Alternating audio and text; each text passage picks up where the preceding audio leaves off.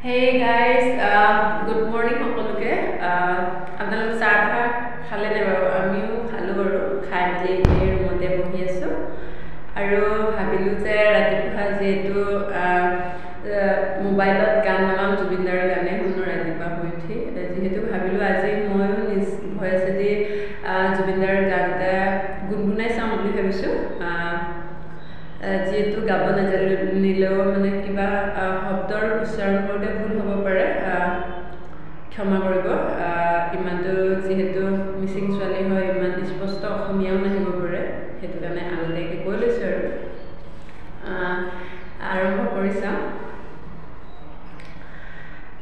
মই নথকা